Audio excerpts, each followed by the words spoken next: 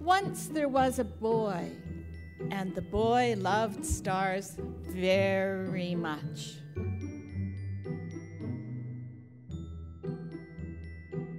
Now, what I want you children at the table to do, let me go back to my sort of teacher mode. I have set up an imagination station for you. We're going to pretend normally it would be over there in that corner of the room, and I just set it up last night, boys and girls. And so when you go to the imagination station today, if you choose to go there instead of going to the Block Center or some of the other centers, when you go to the imagination station, I want you to see if you can create a star catcher. And I want you to see if you can get a friend or two to help you. Why might we get a friend or two to help us? Maybe we'll get more ideas. So when you go there today, I put lots of interesting things out for you. Now I'm going to go back to, okay, boys and girls, see what you can do to create a star catcher with what you have in front of us. Observers, I want you to watch what happens using your checklist. Is this going to attract the star? Or is that, it could be the landing pad, I'm not sure. Oh, yeah. That's a good idea. And a man, caught a man too! Catch a falling star and put it in your pocket. Never let it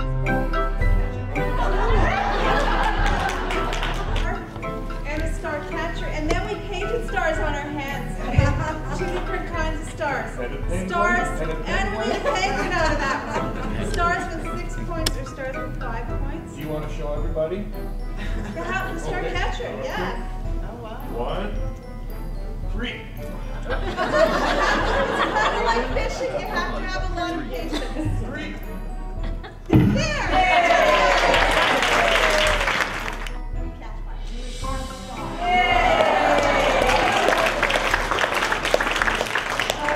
This is the SS Star Blaster.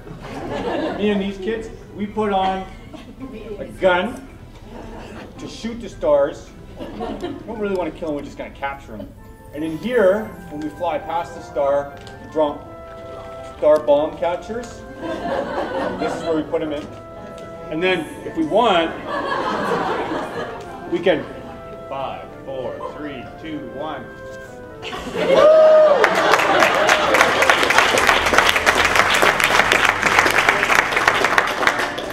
I know. The problem with play.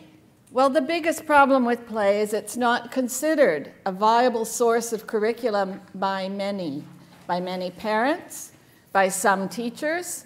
People have a lack of understanding of the power of play and what children can learn through play. And I have a bias. I'll confess it to be my own strong bias.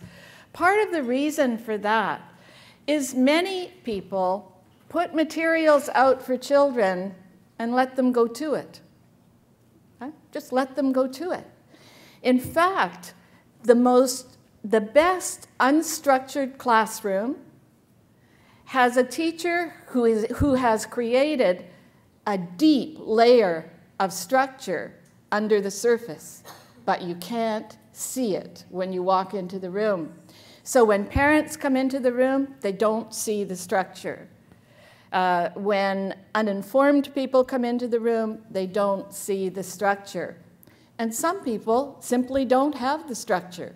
I've been in, again, kindergarten classrooms in the last few months where there was no structure for the play. Children were playing, but there are many different kinds of play. And so I've listed a few. I grabbed one of those books and I listed a few. Open-ended play. One of the phrases that's coming up most consistently in the literature right now is intentional play. And intentional play, talked about in teachers' textbooks, is about the teacher intending that there be an outcome, that there are intended outcomes for the materials that have been put out for children. Not because the teacher has necessarily taken them there and taught them about it, although that may be the case. There's developmental play, which is often substituted for intentional play, but is also something different, where the teacher puts out activities that are relative to a different types or stages of development of the children. Scaffolding play, which was mentioned earlier today, where we're building on what the children know and are able to do, and we're just giving them that little bit of pressure by what we make available to them or what we do with them to reach a little bit farther.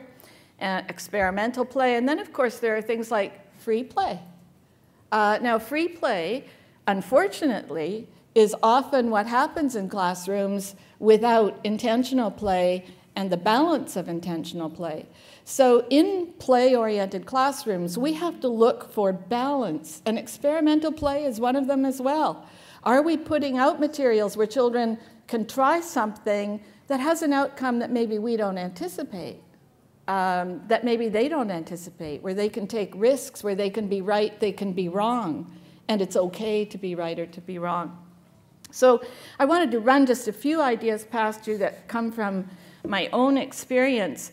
Play is usually organized around learning centers. It's certainly how most of the staff I've worked with and how I've organized play in learning centers.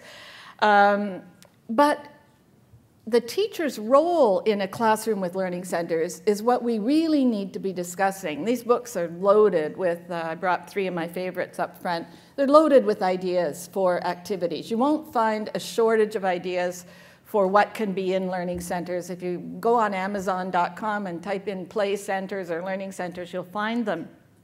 But what is the teacher doing during that center time is the real question. Well, the teachers that I admire are doing some of the following things. They're doing demonstrations at an individual center. Sometimes there's a brave teacher has decided to put a glue gun into the center. Well, you better be there doing some demonstrations with children about how you use a glue gun and how you keep safety foremost in your mind. So a teacher might be at a center doing demonstrations about new tools or new ideas or new activities. There's nothing wrong with that, and there's nothing wrong with rotating groups through centers. Some teachers believe you shouldn't be assigning children to centers. Nonsense. If you have a lot of interesting possibilities in the center, and you may well want every child to experience every center in a small group so that they know what they're choosing. How do they know what they're choosing if they haven't had the experience of being there? And maybe a tool center looks really threatening to a child. If they rotate through for 10 minutes at each center to experience the center, their fear level drops, their confidence level builds. They find peers who are wanting to work with them. There's nothing wrong with assigning individual children to a center. And I don't mean assign in a mean way. I mean, there's nothing wrong with taking a child over to a center and saying, I'd really like to work with you here on this. And I'd like you to come here every day and see if you can figure out how to ... Because maybe you have a child whose small muscles are not developing the way you think they ought to. Maybe you want to observe her using the equipment in that center so that you can see just what it is that's happening. There's nothing wrong with you taking the same group from center to center one day to see how that group is going to function together, doing different activities, to use your observation forms. There's nothing wrong with you taking one child and escorting them from center to center. All of this time gives you the opportunity to use your checklists, to use your observation tools, to tape record, to video record, to build your database on each child or groups of children who perhaps are having difficulties working with each other. It's your opportunity to immerse yourself in being the data collector and the coach and the encourager and the celebrator.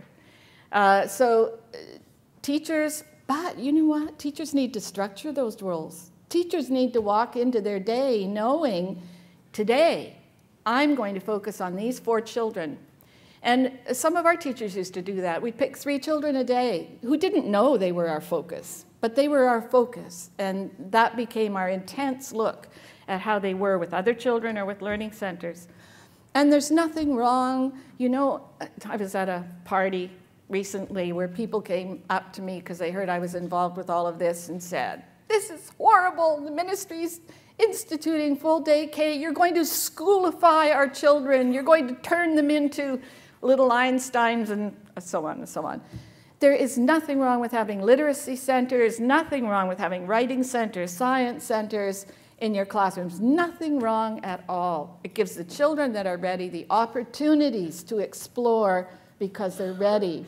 What would be wrong, in my view, is the A says ah, and let's all say it together.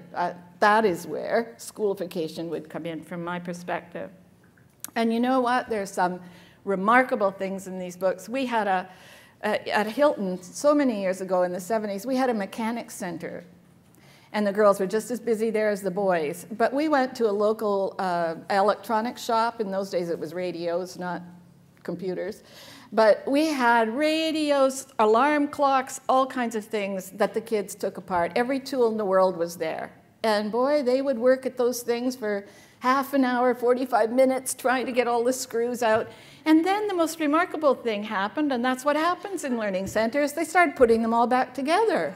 Only they put the radio together with the alarm clock. It wasn't something that I would have thought of, but to them it was really special. So all of that to say, there's a great deal to know about play and a great deal to learn about play. And it's so exciting and so much fun. And so I just urge you, get into these books and get into the, we have some really good articles for you. So Gayla? Okay.